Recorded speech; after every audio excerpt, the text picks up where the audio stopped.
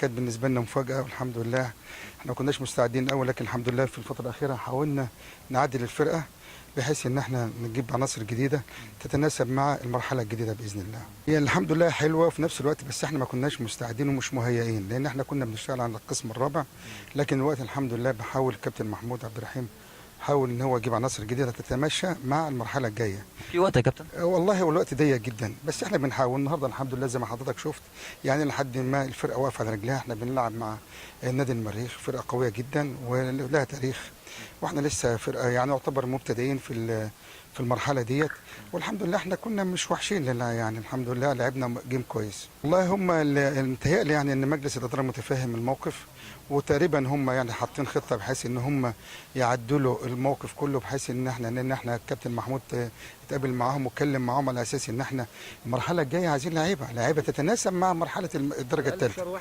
على الاقل في شهر واحد، وممكن يكون عندنا فرقه فتره سماح اللي هي فتره الانتقالات، ان احنا ممكن ناخد فتره انتقاليه بسيطه لمده اسبوع ولا حاجه نجيب لعيبه جديده. فهم تقريبا يعني الكابتن محمود اتكلم معاهم على اساس ان هم يشوفوا، لان احنا لو انت تشوف النادي مثلا البورفؤاد جايبين لعيبه كبيره ولاعيبه غاليه، احنا لغايه دلوقتي ما جبناش لعيبه، كل اللعيبه اللي عندنا شغالين عليهم من اللي هم عندنا، ما فيش اي اضافه بالنسبه لنا، لكن الحمد لله احنا لحد ما ماشيين كويس. فهم بالتالي في الفتره اللي جايه ديت اعتقد ان هم حاطين الموضوع في الاعتبار ان شاء الله. كابتن شامل يقول لك بالتوفيق ان شاء الله. ربنا يكرمك يا كابتن، متشكر جدا، اشكرك على الاستضافه.